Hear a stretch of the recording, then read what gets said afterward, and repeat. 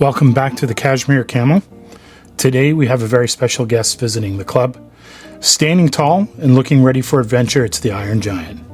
The Iron Giant rolled in from Rockwell, Maine and parked himself right here at the Cashmere Camel. And while I also have a larger version, today we're checking out the Super7 Deluxe 7-inch version.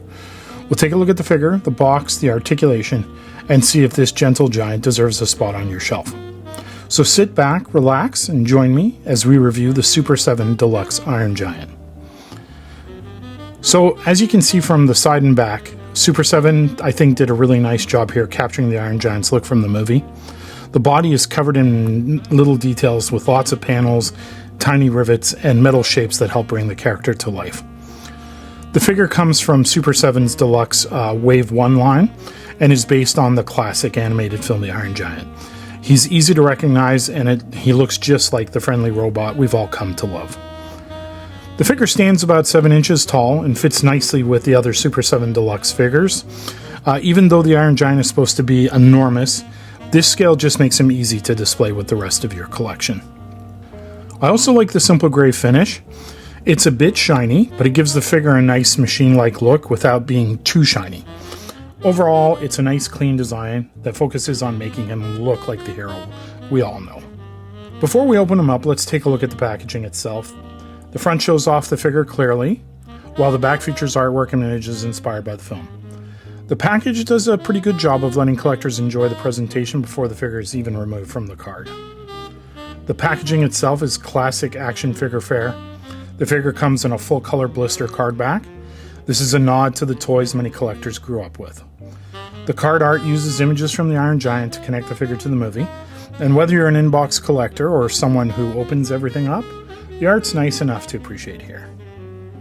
Removing the figure from the package, you can see Super7 kept things fairly simple.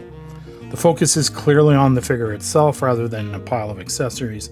He really comes with nothing, it's just the figure. Getting everything out is pretty straightforward.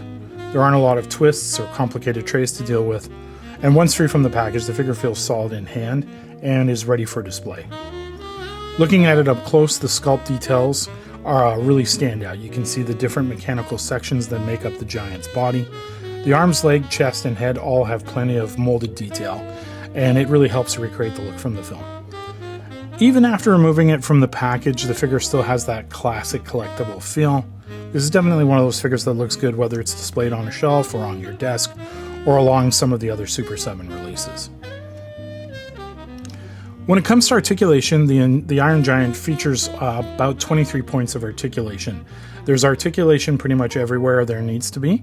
Plenty of options for different poses. However, the joints are worked in the sculpt nicely, but a word of caution that they are very stiff and difficult to move. I was actually so worried about breaking my figure, I limited the pose to what I could move, and that was just with using some basic warm tap water.